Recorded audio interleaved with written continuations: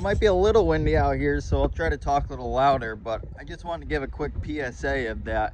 It is like March 12th and it's like 65 degrees out for the third day in a row, which is freaking awesome.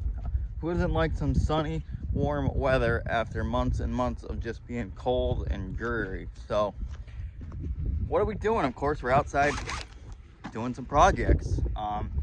Past couple of days we've been cleaning up the barns, working through the greenhouses, remembering ourselves how to open up the high tunnels again, because it's getting really toasty in there, and just monitoring stuff as it gets warm, and trying to do some projects outside while we have time.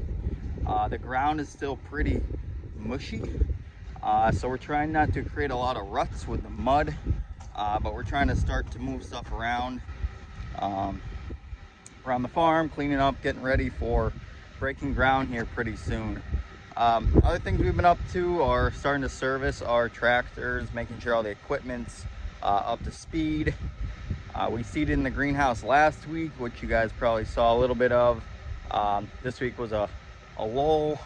We didn't have any seeding this week, but next week we're going to jump into a lot of our main early season crops, which is pretty exciting.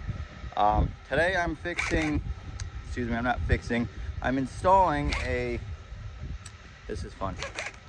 I'm installing a latch on one of our greenhouse doors right here to help it stay open during the hot months or when we're trying to ventilate the tunnels more.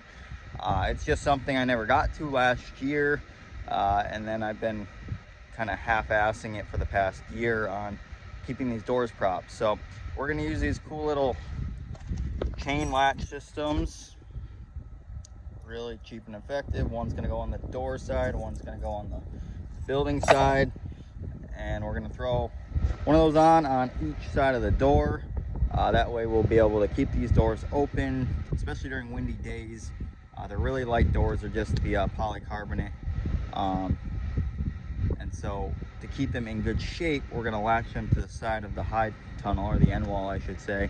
That way they don't whip back and forth and break and crack, and we lose the longevity of them. So that's today's project. We have stuff in the high tunnels that are exploding because it's hot,